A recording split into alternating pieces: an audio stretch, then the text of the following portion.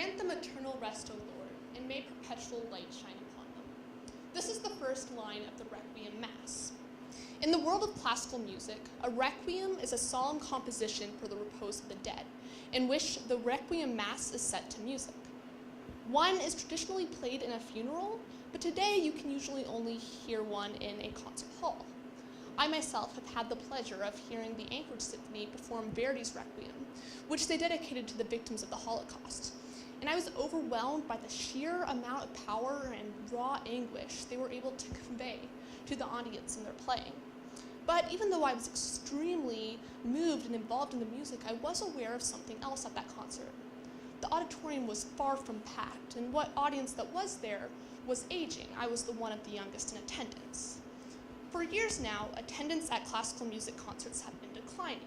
According to the report Survey of Public Participation in the Arts issued by the National Endowment for the Arts in 2008, the percentage of the United States adult population who attended at least one classical music concert in a year fell from 13% to 9.3% over 10 years.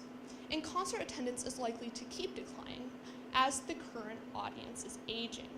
According to that same study, over the same 10 years, the portion of concert attenders over the age of 60 rose from 16% to 30%. And even though classical music audiences have always been on the older side, today's young people are not attending as they grow older. So, on the surface, it would seem like classical music is a dying industry. Perhaps a new requiem is in order, a requiem for the repose of classical music. However, I believe classical music should and can be saved. After all, a requiem does not only express sadness for the dead, but it also expresses hope for the life to come. I think this hope for the revival of classical music can be realized, but only if the classical music industry solves some enormous problems that it has. And from my research and my conversations with my non-musically inclined friends, I've determined 3 really important reasons why people aren't so into classical music anymore. And those are its association with elitism, its lack of diversity, and the fact that it's perceived as no longer relevant to modern culture.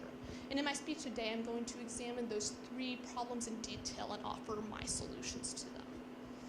So without further ado, classical music's first problem, its association with elitism. In her 2001 study, The Effect of Generational Change on Classical Music Concert Attendance and the Orchestra's Responses in the UK and US, Bonita Kolb includes a history on classical music's deep ties with elitism, which run back to its very beginning when the first classical music concerts began to be given in Europe in the 17th century. According to Kolb, the people involved in the first classical music communities were mostly nobles who associated themselves and their music with high moral and intellectual values. This was evident in the Society of Ancient Music, an organization of nobles that presented the first public concert series in London. Rather than having their purpose be to entertain people or to bring joy to people through their music, the society stated that their mission was to heighten the standard of culture and music in society. Even its name had slight elitist connotations. The spelling of the word ancient was spelled with a T, where we would put a C today. And even then, that was an archaic form of the word ancient that was intentionally chosen to make clear their connection with heritage and history. So because they deemed older music as being more important intellectually and morally, they made it a rule that no music could be performed in their concert series unless it was at least 20 years old. So because of this, a disconnect really developed between the upper class in Europe, who was listening to composers like Hyden and Corelli, older composers, just to impress upon themselves their own sense of importance, while the lower class were listening to the popular music of the day just to enjoy themselves, which at that time was the Italian opera. And this trend continued into the 19th century in the Victorian era, where once again classical music was not presented as a form of entertainment, but a way of the upper class to make productive, cultured, good citizens out of the emerging new middle class. It was in this era especially, I think, when rules for the audience developed in order to ensure that really good experience for the audience of improving yourselves while you're listening to that music. So you can't make any loud noises during the concert, even if they are signs of approval, unless you're participating in the restrained applause at the end of a piece. You have to dress in your finest in order to show appreciation and respect for the music. These norms continue today. Classical music is still presented as something to be contemplated deeply during a concert, something from what intense meaning must be extracted. Enjoyment, well, that comes second. Even outside the concert hall, when mothers play Mozart to their babies in the womb to make them smarter, which science doesn't really support anyway, they're still reaffirming that listening to classical music is not for enjoyment, rather it is a chore undertaken for one's own good. This attitude is extremely detrimental to concert turnouts because elitism like this regarding classical music as this higher form of music is exclusive by nature. The poor turn away from classical music concerts because, well, most classical music tickets aren't really exceedingly more expensive than your average pop concert. The extra cost and pressure of dressing to the nines, I think, can be really intimidating and really prohibitive. Young people turn away from classical music because, well, they go to a concert to have a good time, not for this deep meditation on art and beauty and human nature. Outsiders of the classical music community and first-time concert goers turn away because these weird norms that we have, like not clapping in between different movements of the same piece, turn people away. It's kind of intimidating, it's kind of weird. And minorities turn away because classical music as a whole is very Eurocentric, which I will develop further in my second point. So to solve this problem, this reputation of elitism, I think we need to focus on making classical music inclusive and oriented toward entertainment, not self-improvement. Step one would be establishing a variety of concert venues. So here,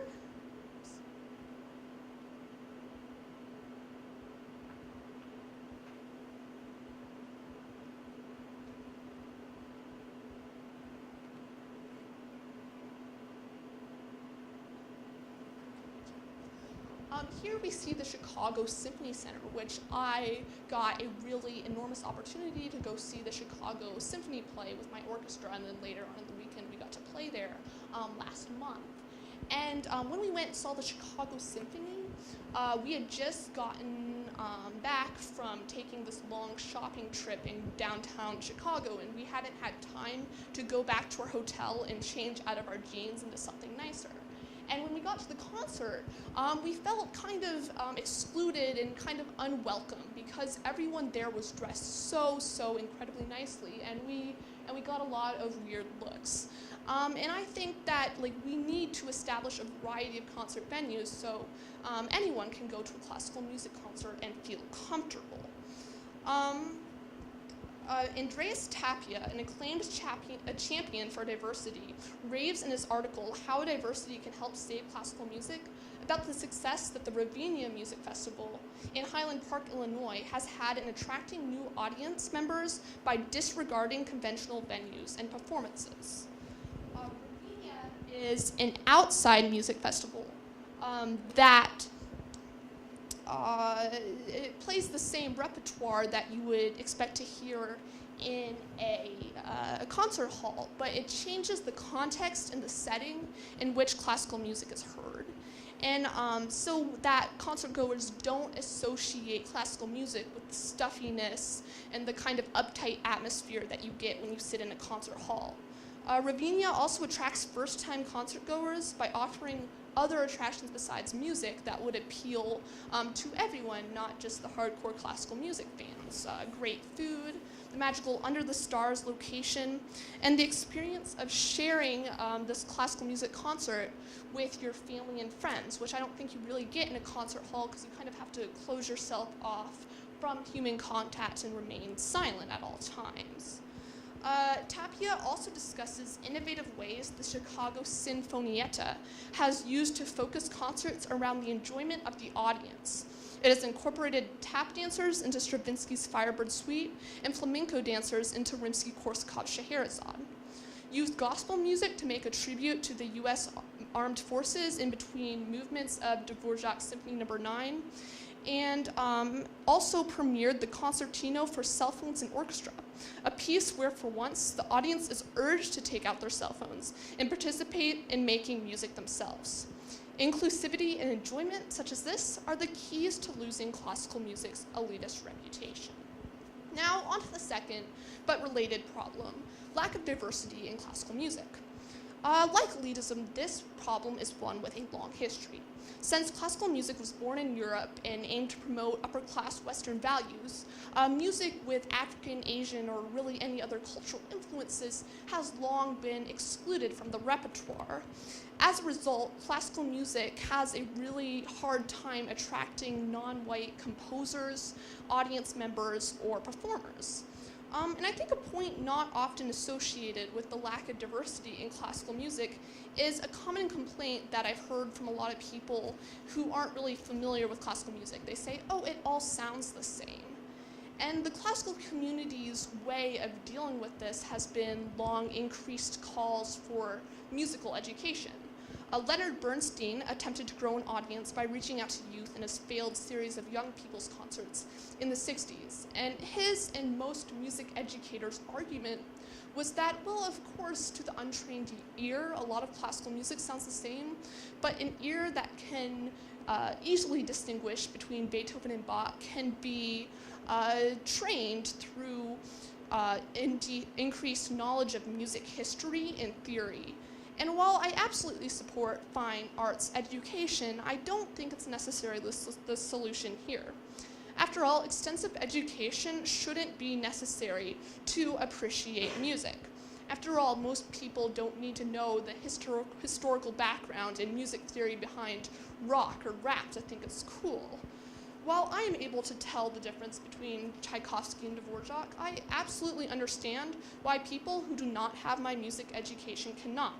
Stylistically, mainstream classical music is all very similar because mainstream classical composers all drew from the same cultural influences, which is not the case in any other genres of modern music that we see this day, in pop, R&B, rap, rock, or hip-hop. What do Hyden, Vivaldi, Bach, Mozart, Beethoven, Tchaikovsky, Dvorak, and Elgar all have in common? They're all white men, and they all lived and died centuries ago. These composers simply do not reflect the diversity of our modern society like artists in other genres of music do. Now, while the most often played music is by white dead composers, there does exist a fair amount of modern classical music written by diverse composers. And it is this type of music that we need to promote in order to appeal to a younger, broader audience. For example, during All-State Orchestra this year, we wowed the audience with our performance of Danzón No. 2 by Arturo Marquez, a Mexican composer. This song is one of my personal favorites and is completely recognizable, even to those unfamiliar with classical music, because it draws from cultural influences that you don't hear a lot in classical music, these authentic Mexican dance tunes. It's also a newer piece in the classical community world. It was commissioned in 1994, which makes it fairly modern. Another experience with new music that I've had occurred this summer when the World Youth Symphony Orchestra at Interlochen Summer Arts Camp performed the United States premiere of the 2015 piece, Tsingtao Overture by Joe Long. The piece makes use of Chinese folk songs and was like nothing I had ever heard before, precisely because it drew from those different cultural influences. And this made it stand out in my and the audience's mind as something unique and something we would listen to again because we could draw it out of a lineup of classical music that all draws from the same cultural influences that sounds the same. So we could pick it out of that lineup. And of course, I don't want to abandon traditional composers like Mozart and Beethoven.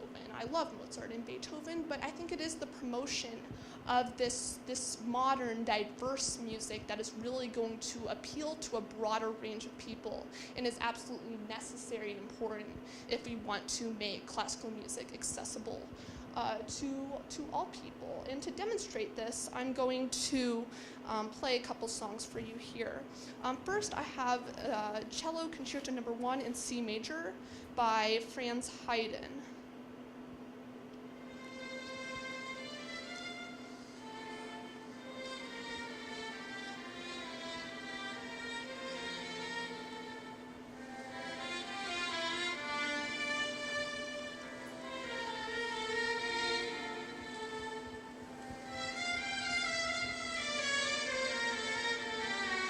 Alright, so next I'm going to play Violin Concerto No. 4 in D major by Mozart.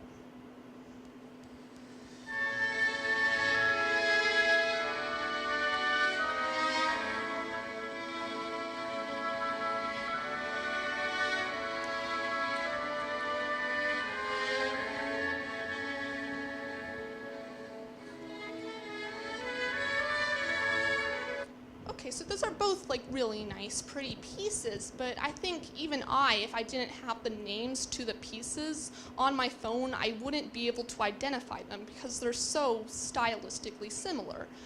So in contrast, compare this to the piece I just talked about, Danzon No. 2 by Arturo Marquez.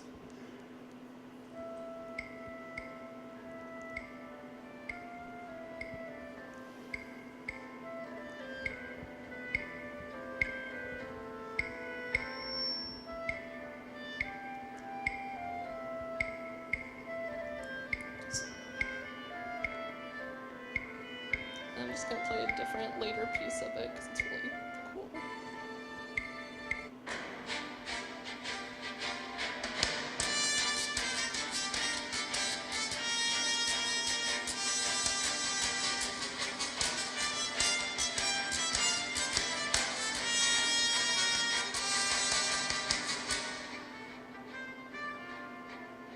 So that's obviously really different and really unique in the classical repertoire, and I think that will appeal to more people precisely because it is different from everything else out there. So the last problem facing classical music is how people dismiss it as being irrelevant to today's modern society. I think the prevailing attitude is, oh, it's lasted for so many centuries, it's had its time, it's natural that it would die out now. However, I think all music is always relevant. Classical music in particular contains so much of our history. For example, Shostakovich's String Quartet No. 8 is dedicated to the victims of fascism and war and portrays the atrocities committed in the Soviet Union in the 60s, and it demands that the human race take responsibility for some of the worst moments in its history. Classical music can also provide commentary on our future and present. In 2014, Australian composer Brett Dean premiered a piece about the dangers of climate change, which received much critical acclaim. But even pieces that do not focus on climatic events in human history like these, and instead focus on the quieter events in an individual's life, do deserve to be remembered as well.